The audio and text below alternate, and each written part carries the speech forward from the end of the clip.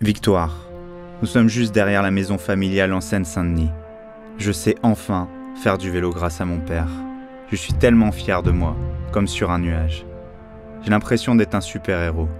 Faire du vélo sans roulette, c'était comme démarrer vraiment ma vie. Faire du vélo pour vivre, pour exister, pour être heureux, et désormais, pour faire rêver.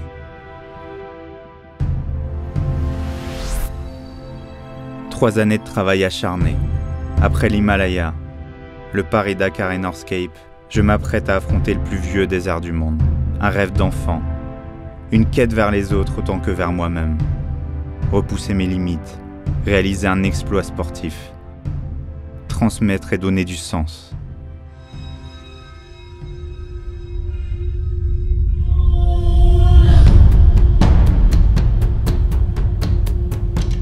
J'ai envie de faire bouger les choses, donner de l'espoir.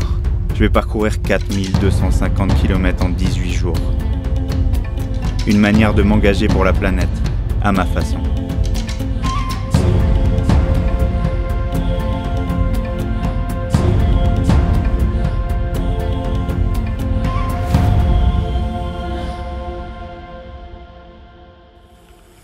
Quand j'étais petit,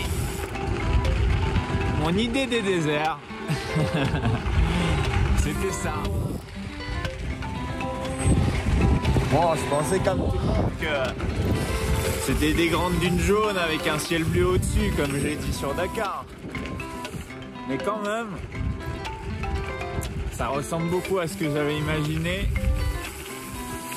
Les conditions de piste sont beaucoup plus difficiles que prévu. Et ça fait partie du jeu, c'est ça l'aventure, s'adapter constamment. Les amis, regardez, j'ai des copains là. Regardez les copains. Hi hi. Good morning.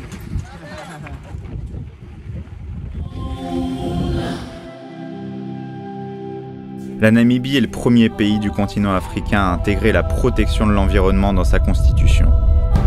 La nature y est surprenante. Des vastes déserts de sable et de pierre, des montagnes, des plages, des étendues de savane ou encore des plaines lunaires. J'ai vu du jaune, du bleu, du rouge, mais aussi quelques parenthèses verdoyantes. Je ne m'attendais pas à de telles récompenses.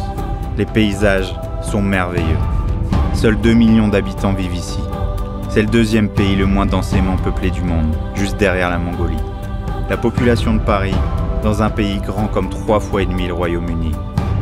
Je veux montrer ce pays fabuleux à travers mes roues, en sillonnant 10 de ses 14 régions, à la découverte de sa faune, de sa flore et de sa population. Mais montrer aussi la difficulté en tant qu'être humain d'évoluer dans ces milieux hostiles et sauvages. Quand je prends la route à la fin du mois de mai, il fait presque 50 degrés la journée, et pas loin de 0 la nuit. C'est une manière de me tester. Le désert n'épargne personne. C'est le prix à payer pour réaliser mon rêve de gosse.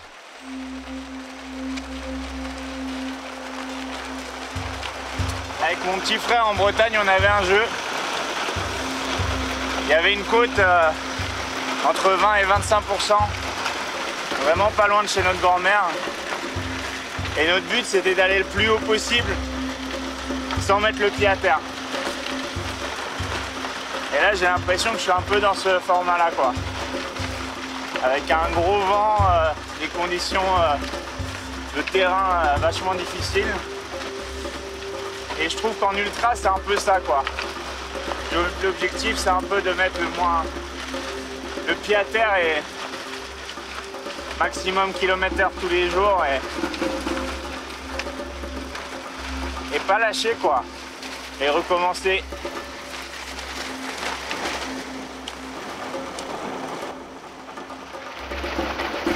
Voilà, je développe presque ma puissance moyenne et je vais à 15 km/h, donc la vitesse moyenne de quelqu'un en vélo, quoi.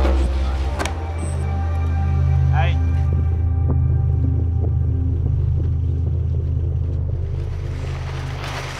Les roues s'enfoncent en fait et c'est comme rouler dans un énorme bac à sable où la roue elle s'enfonce de entre 5 et 10 cm. voire 15-20 parfois. Et là, ça multiplie la fatigue, l'effort, parce que je dois fournir plus de puissance pour faire avancer le vélo, donc je prends plus d'énergie, ça me demande de plus gérer. Techniquement, ça me demande de la force. Donc je suis obligé de faire des pics des fois à 400 watts. Donc 400 watts, c'est la puissance d'un coureur dans le peloton de devant pour gagner une étape de montagne sur le Tour de France. Bon, j'ai pas énormément de pics à 400, mais j'en ai au moins 30 par jour. Et voilà, ça fois 20 jours. Et en gros, j'essaie de gérer, de lisser tout ça, mais c'est pas que physique, quoi. Techniquement, nerveusement, niveau neuromusculaire et psychologique aussi, parce que quand on n'avance pas, c'est horrible, les sensations, elles sont bizarres, quoi. Un bac à sable sur 10 mètres, c'est cool. Sur 4000, moins.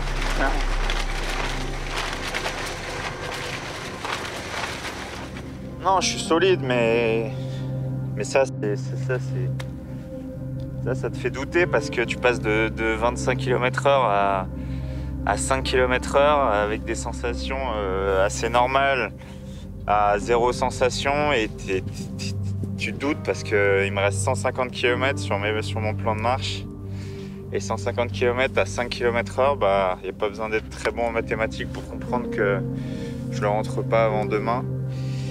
Et c'est pas bon, quoi. Du coup, ça fait douter. Et voilà, mais je me dis que je suis fort, que je vais y arriver, que je suis solide, mais je reste un gosse, quoi. Je doute tous les jours, je me dis que j'y arriverai pas. Et puis, ouais, c'est toujours la même chose. Quel que soit son niveau dans la vie.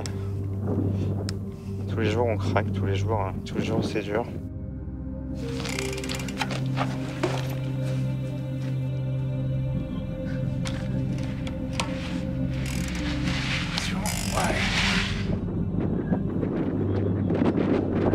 Il y a une tempête de vent depuis hier soir à minuit. Il y a 60 km/h de vent, j'espère que j'aurai pas trop de tornades de sable là. Là je vois le vent, ça va au moins diviser ma vitesse par 2 voire 3. Je suis pas hyper confiant, mais ça fait partie de l'aventure. C'est le jeu. Il faut accepter les règles et c'est la nature qui fixe les règles.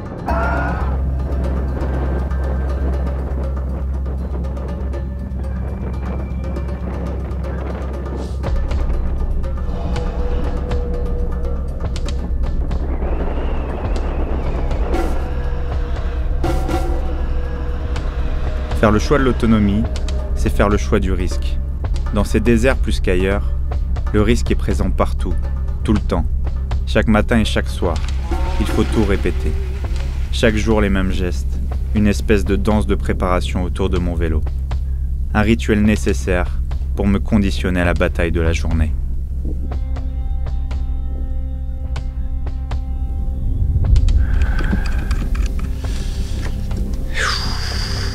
Même pas un coup qui te frappe, ça te ronge, ça te lime petit à petit jusqu'à que t'aies plus rien.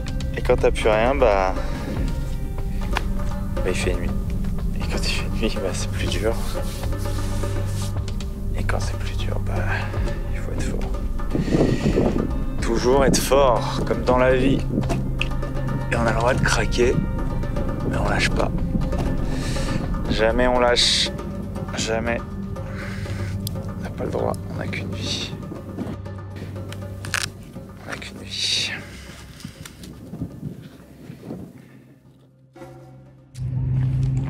C'est dur là, 6 coups durs. Axe avant, trop axle cassé. Voilà, fait partie du game, mais là c'est... Je m'attendais à casser beaucoup de choses, mais pas ça. En fait, il s'est bloqué à l'intérieur. 3 ans de boulot pour un putain d'axe intégré.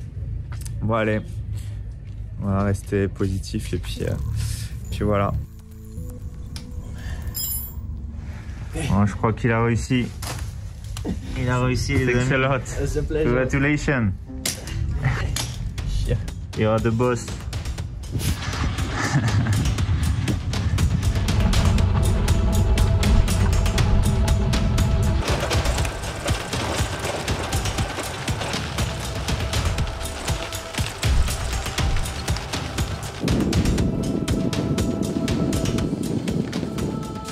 Il est 5h45 du mat.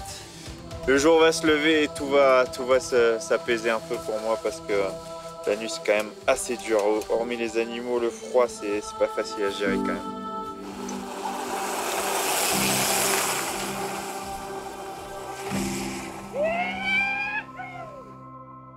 Ça fait toujours du bien de voir le jour, tous les jours. C'est là qu'on se sent vivant quoi. Après une courte nuit. Et puis là c'est... Avoir plus beau c'est compliqué quoi. C'est compliqué et ça va être de plus en plus beau là pendant 300 km du coup. On sait que ça va être une belle journée.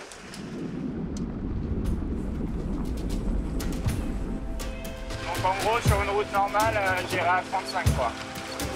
Faire 10 km/h partout et beaucoup d'énergie, beaucoup des chocs aussi au niveau des épaules, des bras, du dos, du cou. C'est un Paris-Roubaix mais c'est 3 fois Paris-Roubaix tous les jours multiplié par 20 jours.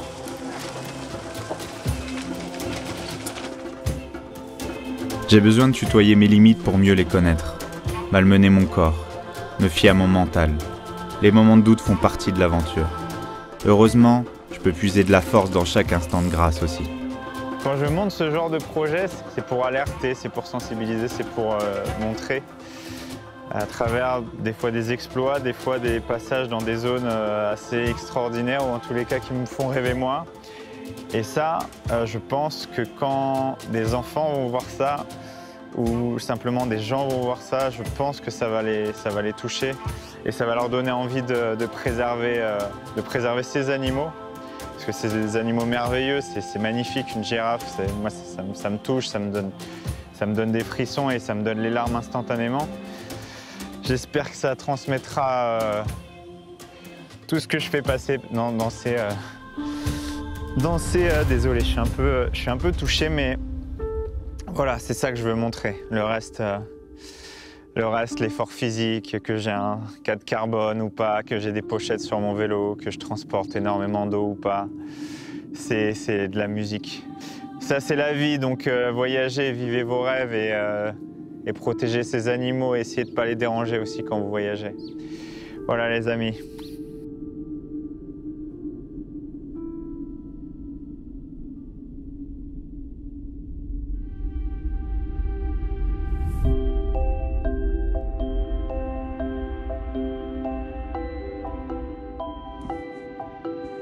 Mesdames et messieurs, la dune, après l'Himalaya, Kilimandjaro, Paris-Dakar, le lac Baïkal, voici les dunes de sable les plus hautes du monde.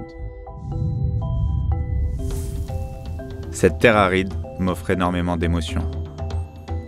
Ça compense tout, la fatigue et les doutes. La solitude fait partie du voyage. À part les animaux sauvages, il n'y a pas grand monde.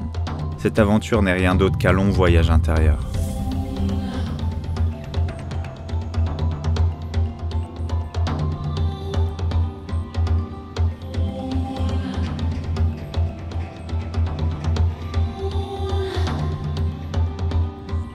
J'ai l'impression d'être sur le bon chemin, celui que j'ai choisi. Finalement, ma seule limite, c'est de transmettre le meilleur. La seule empreinte que je veux laisser est marquée par toutes ces émotions.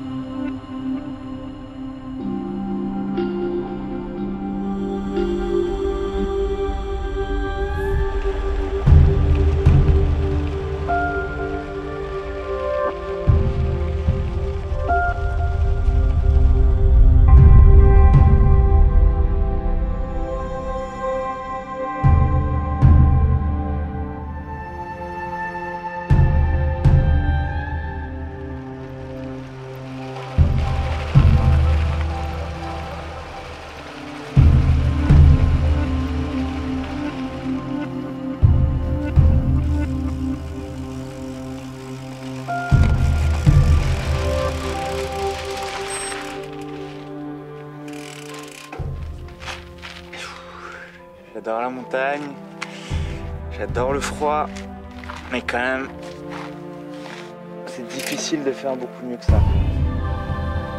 La vie quoi.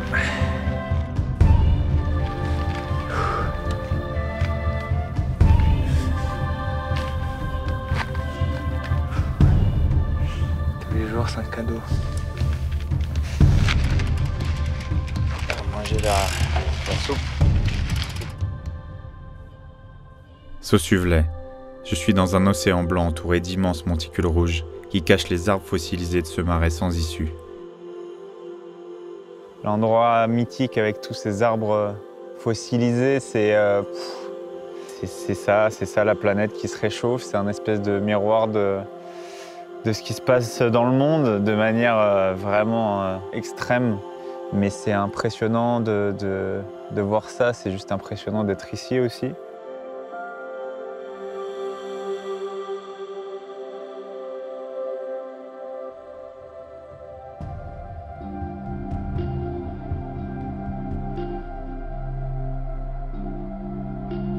C'est fort quoi, on sent que ça donne de la force.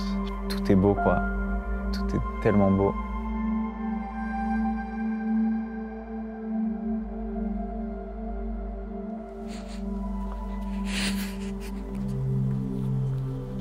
Une projection dans le futur, dans notre futur.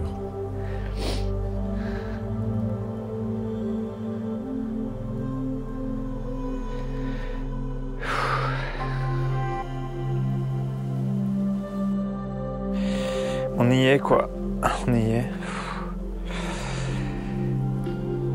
C'était déjà un sacré parcours d'arriver là, mais c'est déjà une grosse récompense d'être là. Beau cadeau de la vie.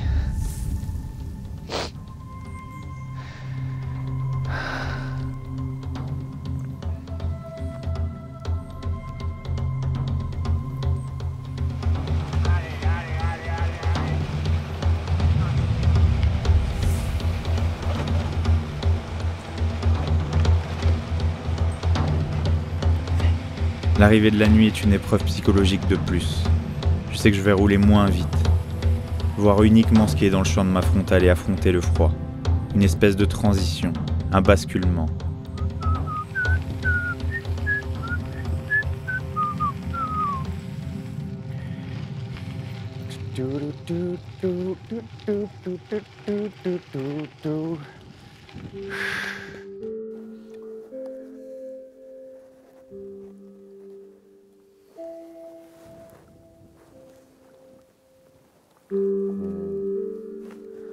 Le soir, je peux repenser à toutes mes rencontres.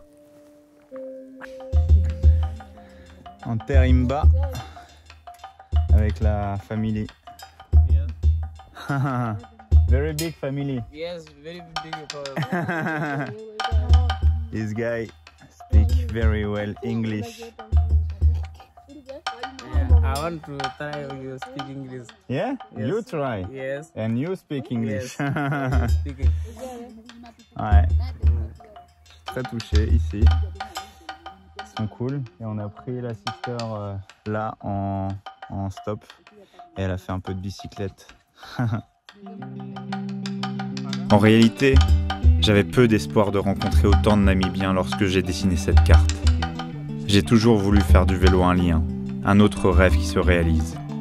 Quand j'arrive à faire monter un Imba sur mon vélo, je suis le plus heureux du monde. Tous ces gens ont construit mon aventure.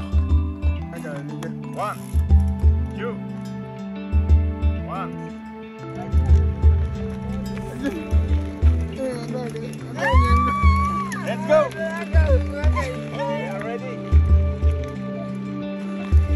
On va péter la moyenne là. Attention!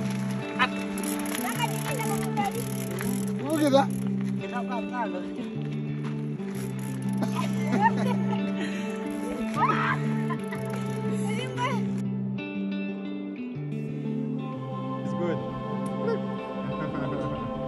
Bye bye.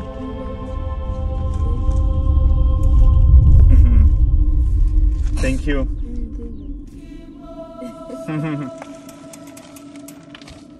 J'ai du mal à les quitter. Ces visages, Ces échanges restent gravés dans ma tête, dans mon cœur.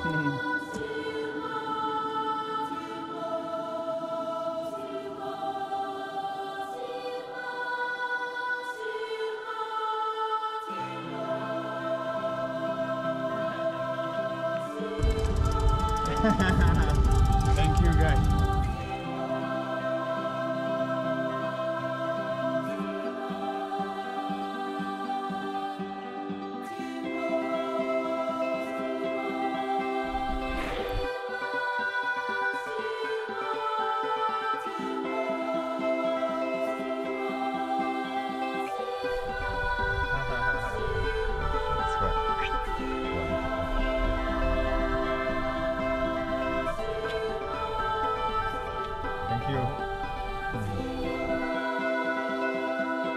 Une soixantaine de crevaisons et 3 changements de pneus plus tard, je touche presque au but. Ces aléas mécaniques font aussi partie du jeu, mais ça en vaut vraiment la peine.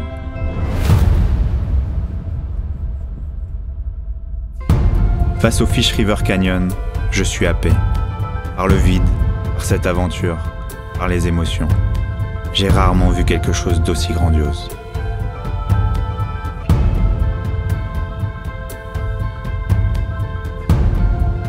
C'est ça la Namibie, je pense, hein?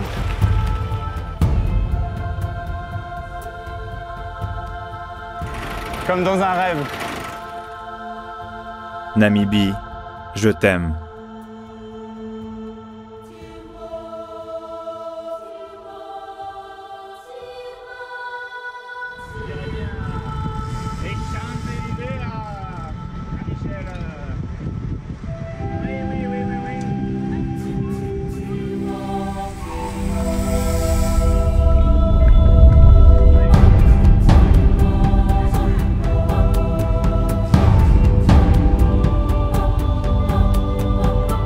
J'ai réussi, bordel.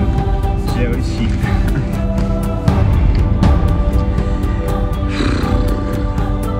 Elle est là, la liberté!